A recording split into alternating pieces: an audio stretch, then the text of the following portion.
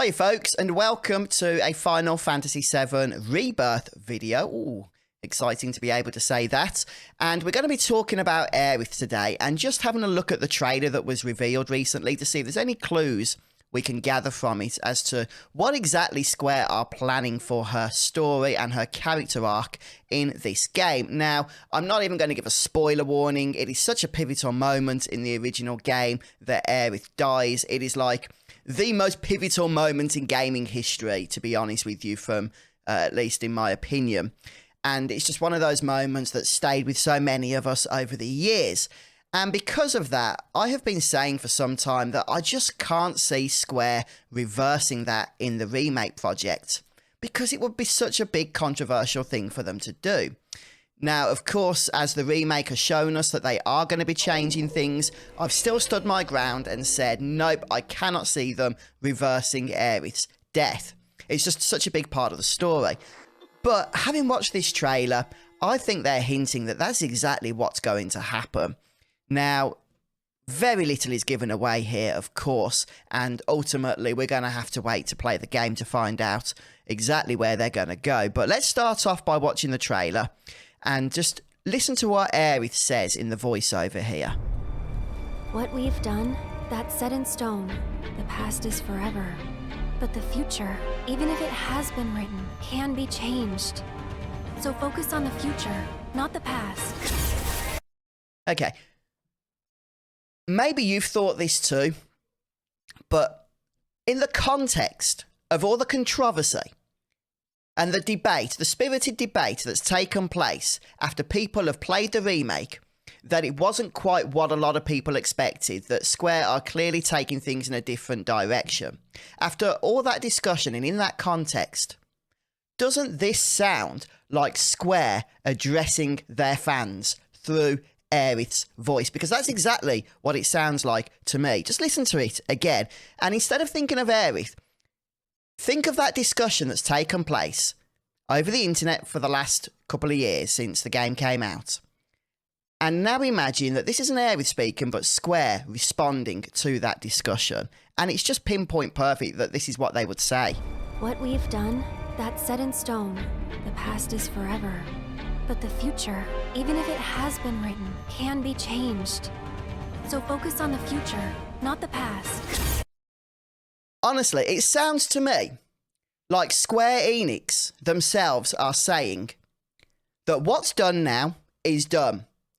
The past is the past. You've played the original Final Fantasy VII, and that's never going to change. But the future, that can change. It sounds to me like Square are setting us up for the fact that the direction they are going in is one of big changes. Now, that shouldn't come as a surprise, I don't think, at this point, having completed Final Fantasy VII Remake. Okay? Obviously, that game went in a very different direction by the end that many of us did not expect. But because of the controversy that was generated from that, a lot of speculation began to appear online as to whether Square were originally going to change things up drastically. But because of the fact that people didn't seem to want that, they were going to rein things back in and bring things back closer to the original game. Now, I'm actually against that. I always have been. I think whatever plans Square had from the get-go with this project, they need to stand by their guns. We've seen with, the new Star Wars movies from Disney, what happens when you don't have a plan going into your trilogy and just change each installment or adjust each subsequent movie to fit what the fans are asking for. Okay, it doesn't work. You end up with a mess by the end, regardless of what you think of the direction that Disney went in with the Star Wars movies originally. It ended up as a complete mess. I think that is something everybody agrees with. And I don't want the same to happen with the beloved franchise, and it is a franchise that is Final Fantasy VII. Okay, so whatever Square have decided on before they even released Final Fantasy VII Remake, I hope they stick by those decisions, okay? And I think that what we get there in the voiceover from Aerith is confirmation from Square that they are sticking by those decisions. They've got a plan, they're sticking with it. But if we go a little bit... Well, actually, just look at this image right now. We've got an image here of Meteor. Okay, it's crashing into the planet. We know about this from the original game. Well, there's just a whole lot of discussion about why even in the first remake you were even seeing this image. You know, is this something that happened in the past? Is the remake set in the future? Is it an alternate reality? All those discussions continue to rage. But notice how, and in the remake where this played, we get this kind of distorted effect. If I just turn the speed down, this will be nothing new to you, but it's just worth it to mention this to set up the context for what I'm about to say. See how you get that distorted effect? And again here. See? I have this theory, it's not a particularly clever theory, that when we get this distorted effect, that's an indication that that part of the original Final Fantasy VII narrative is subject to change in the remake or in Rebirth or whatever the third game is going to be, if that's the game that it shows up in. But if we zoom ahead a little bit,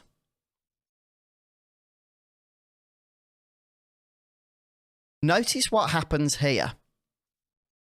But we get a similarly distorted shot, I think it's about now, after this shot here. Yeah, we get a similar distorted shot of Aerith's final moments. Okay, where she loses Holy in the City of the Ancients. They have to go back for it later, I'm sure you remember. And she's praying to the planet for Holy to be released. She loses her white materia, sorry. This, again, is a pivotal moment of the original Final Fantasy VII, but notice how the shot here of Aerith is fully distorted. This isn't what's happening at a scene in the game itself, in Rebirth. It's another one of those flashbacks, flash forwards, or whatever you want to call it, just like we saw with Meteor in Final Fantasy VII Remake. Okay? It's another distorted shot, which to me indicates that this is a moment that is subject to change from the original narrative to whatever it is they've got planned here in Final Fantasy VII Rebirth. I'm not saying this is conclusive proof that Aerith is not going to die in FF7 Rebirth. All I'm saying is that I think Square are laying foundations, and we may get more of these over the coming months as we go into next year and towards the release of the game. They're just laying a foundation to set expectations that there are going to be substantial changes to the story, to the narrative, to the characters over the original game. And right after this bit, this question pops up. What is fact and what is fiction? What do you guys think that means? Because all I can assume is that it's asking which parts of the original Final Fantasy VII story are sacred and are not going to be changed, and which parts are not and are going to be changed. I mean, if you have a better idea as to why this question is given to us, then please do share those. I'd be very interested in hearing your thoughts on that.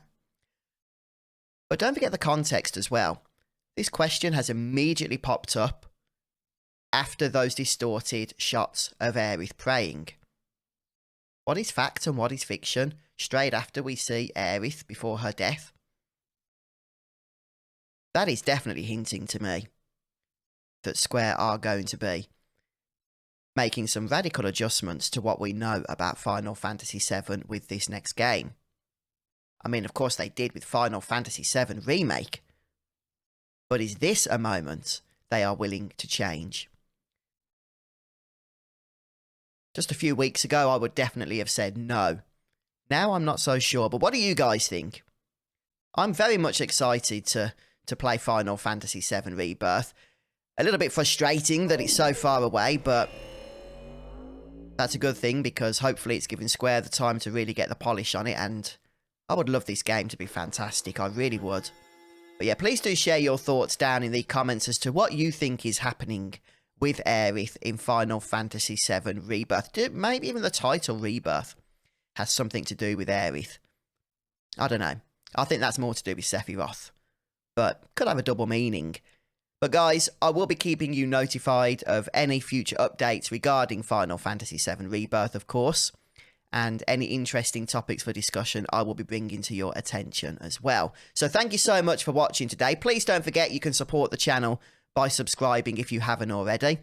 And I'll see you in the next video.